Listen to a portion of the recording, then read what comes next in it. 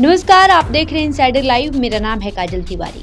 भागलपुर में सुल्तानगंज अगवानी गंगा पर बन रहे निर्माणाधीन 4 लेन पुल तीसरी बार गंगा नदी में समा गई, जिसके बाद नीतीश सरकार की कार्यशैली पर कई तरह के सवाल उठ रहे हैं। नेता प्रतिपक्ष तेजस्वी यादव ने अगवानी पुल को लेकर बड़ा बयान दिया है। उन्होंने कहा कि ये पुल अब कभी नहीं बन पाएगा। उन्होंने कहा कि ये पुल जब गिरा था उसी वक्त हमने इसे लेकर कमेटी बनाई थी। जांच की रिपोर्ट आने से पहले बिहार में सरकार गिर गई और हमने अभी तक ये नहीं देखा कि जो मंत्री बने हैं उन्होंने कभी इस पुल को लेकर कोई रिव्यू मीटिंग भी किया हो। एक नहीं, दो नहीं, तीसरी बार ये पुल गिरा है। अब हमें नहीं लगता है कि ये पुल बनेगा। पहली बार जब गिरा था तो ये निर्णय हुआ था कि तोड़ के नहीं बनाया जाएगा। कोर्ट का मसला था।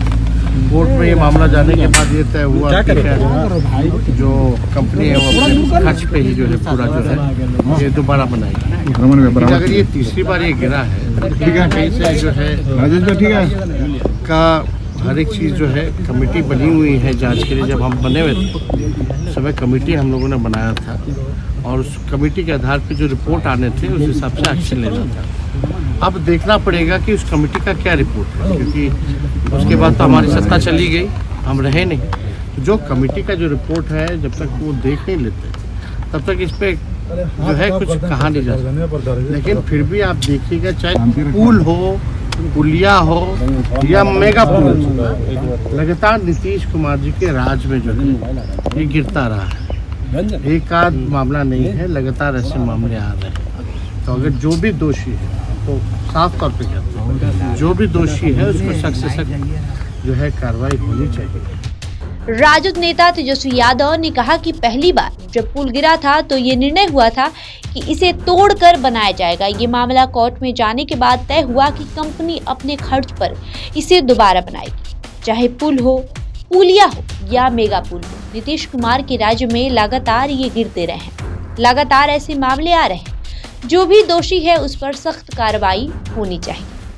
तीसरी बार निर्माणाधीन भागलपुर सुल्तानगंज अगवानी पुल के टूटने पर केंद्रीय मंत्री जीतन राम मांझी ने कहा कि क्या कमी है जिस कारण से लगातार ब्रिज टूट रहे हैं। जरूर कहीं न कहीं इसकी संरचना में कमजोरी हो, इसकी जांच होनी चाहिए और जो इसके लिए जवाबदेही है उन्हें दंडित करना चाहिए। एक और बात जो मैंने पहले भी कही थी, आखिर इस साल ही सभी पुल क्यों टूट रहे हैं? क्या ये कोई राजनीतिक षड्यंत्र तो नहीं? इसकी भी जांच जरूर होनी चाहिए। हम जरूर कहेंगे कि उसकी जांच होनी चाहिए, कहाँ लीकेज हुआ है, कहाँ कमी हुई है जिसके चलते पुल टूट रहे हैं। एक पुल नहीं, सीरीज ऑफ दी पुल टूट रहे हैं।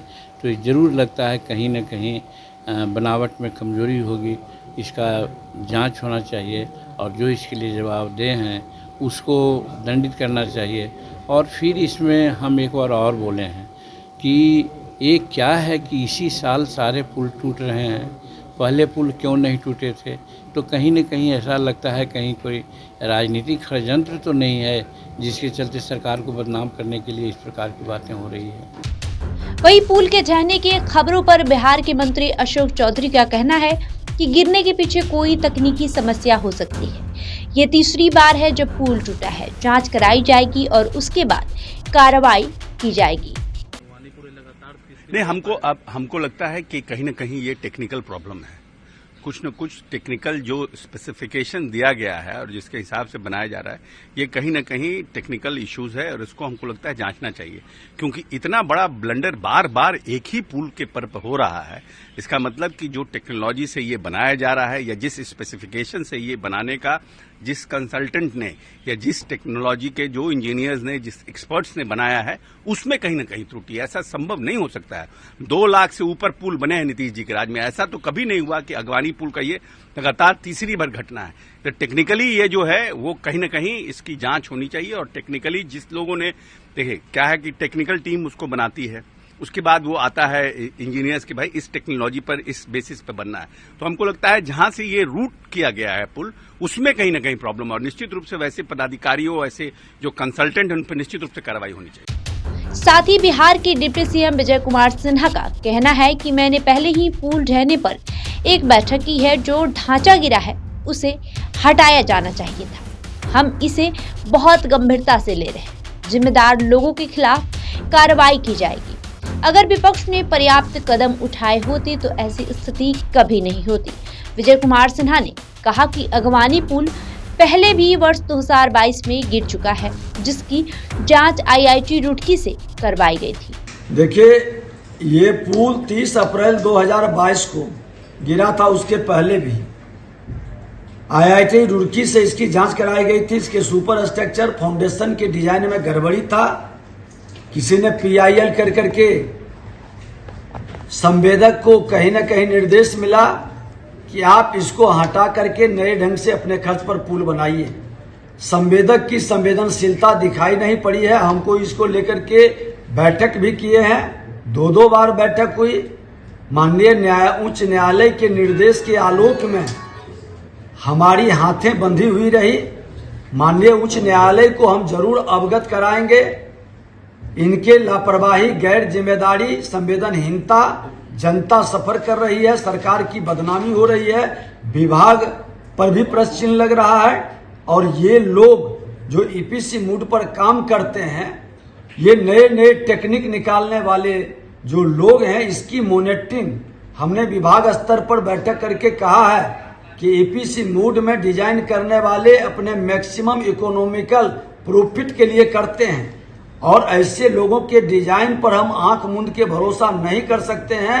पुल का सुपर स्ट्रक्चर ठीक नहीं रहने के कारण पुल गिरा था। माननीय न्यायालय के आदेश के बाद हम लोगों ने संवेदक को अपने खर्च पर पुल बनाने के लिए बोला था, लेकिन संवेदक की संवेदनशीलता दिखाई नहीं पड़ती है, जिसके कारण सरकार की बदनामी हो रही है। वहीं जदयू विधायक डॉक्टर संजीव ने भी सोशल मीडिया के माध्यम से अपने ही सरकार को घेरा है। जदयू विधायक ने सोशल मीडिया X पर पोस्ट करते हुए लिखा कि अगवानी सुल्तानगंज में गंगा पे निर्माणाधीन पुल फिर तीसरी बार गिरा। पूरा सिस्टम भ्रष्टाचार में लिप्त है। मैं लगातार बोल रहा था कि फिर गिरेगा, लेकिन आज तक किसी पे कोई कार्रवाई नहीं की गई, ना अधिकारी पे, ना SP, सिंघला कंपनी पे और ना ही रोडी कंसल्टेंसी पे। बहरहाल आपका इस खबर पे क्या कहना है, हमें कमेंट करके जरूर बताएं। धन्यवाद।